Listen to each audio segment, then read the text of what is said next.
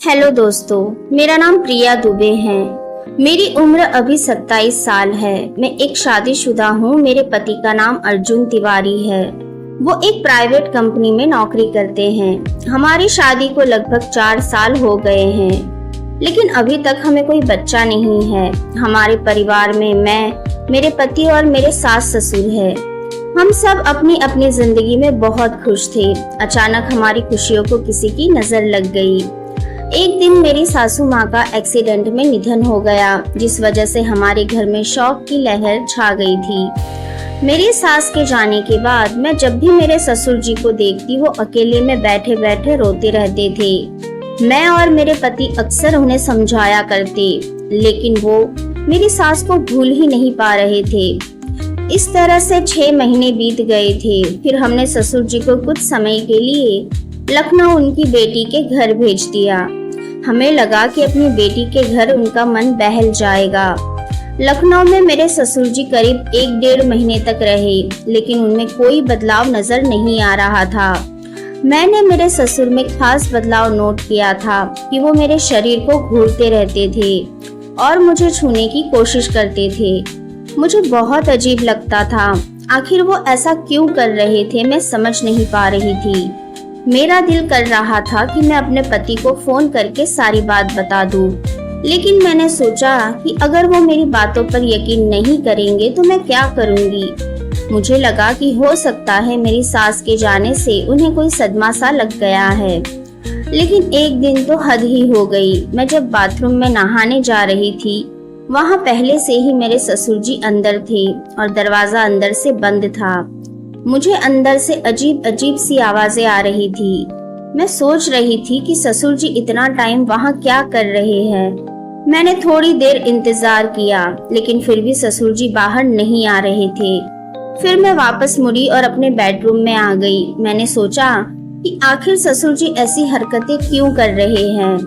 उस रात मुझे नींद नहीं आई। बार बार यही बात मुझे परेशान कर रही थी। मेरे पति ने मुझसे पूछा कि क्या हुआ, तुम क्यों इतनी परेशान लग रही हो, लेकिन पता नहीं क्यों मैं बता नहीं पाई। उन्होंने मुझे उनके पास बुलाने की कोशिश की, लेकिन मैंने मन नहीं है कहकर मना कर दिया। अगले दिन मेरे पति काम के सिलसिले में शहर से बाहर एक हफ्ते के लिए चले गए। अब घर पर मैं और मेरे ससुर जी हम दोनों ही थे। मेरा तो डर के मारे एक एक पल बरसों जैसा बीत रहा था। मैंने पूरे दिन भर घर का काम किया। रात को नींद ना आने की वजह से पता नहीं क्यों मेरी आंख में बहुत नींद छाई हुई थी। मुझे पता ही नहीं चला कब मैं सो गई। करीब आधे घंटे बाद मैंने महसूस किया कि मुझे कोई पीछे हाथ लगा रहा है। पहले तो मुझे लगा मेरा पति है, लेकिन फिर मैं एकदम से उठी और अपने कपड़े ठीक किए। देखा तो मेरे ससुर जी थे। मैंने उनसे तुरंत पूछा, क्या हुआ ससुर जी, कोई काम था? तो वो बोले, बहू चाय पीने को दिल कर रहा था। मैंने देखा कि तुम सोई हुई हो, इसलिए मैंने आवाज भी लगाई। तुमने कोई जवाब नहीं दिया, तो मैंने कहा कोई बात नहीं। मेरा दिल जोर से धक धक कर रहा था। मैंने अपनी चुनरी सर पर लेकर कहा, ससुर जी आप अपने कमरे में जाइए, मैं वही चाय लेकर आती हूँ। फिर वो अपने कमरे में चले गए। उसके बाद मैं एक कप चाय लेकर उनके कमरे में गई। मैंने देखा कि वो अपने कमरे में रो रहे हैं। मैंने पूछा, क्या हुआ ससुर जी, आप क्यों रो रहे हो? कोई दिक्कत है, कोई परेशानी है तो मुझे बताइए।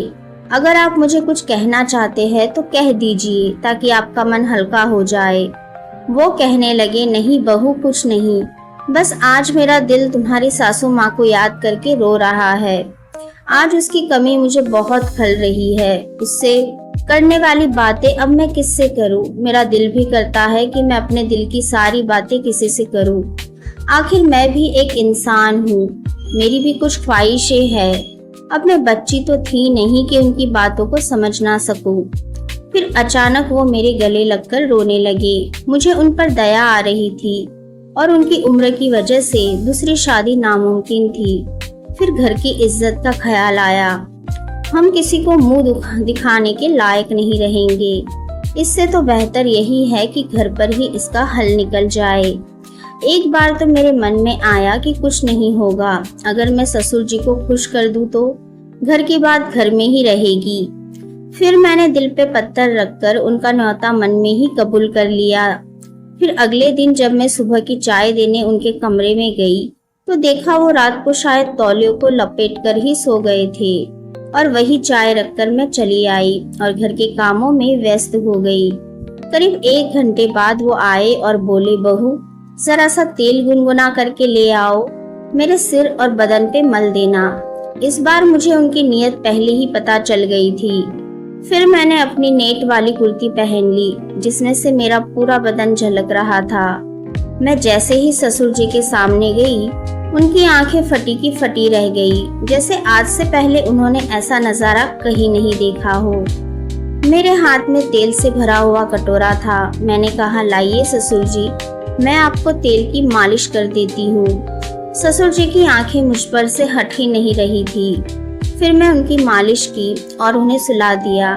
मैं चाहती थी कि ससुर जी धीरे धीरे मेरी सास की यादों से बाहर निकले और उदास रहने की बजाय खुशी से रहे। बस क्या था, फिर इसी तरह से मैं रोज मेरे ससुर जी की अच्छे से मालिश कर देती और उन्हें सुला देती। उनकी नींद ना आने की समस्या भी दूर हो गई और उनकी जिंदगी में खुशी भी छा गई। तो दोस्तों, कैसी लगी आपको ये कहानी, मुझे कमेंट करके ज़रूर बताइए। अच्छी लगी हो तो प्लीज़ लाइक कीजिए, शेयर कीजिए और सब्सक्राइब करना बिल्कुल भी ना भूलें। धन्यवाद।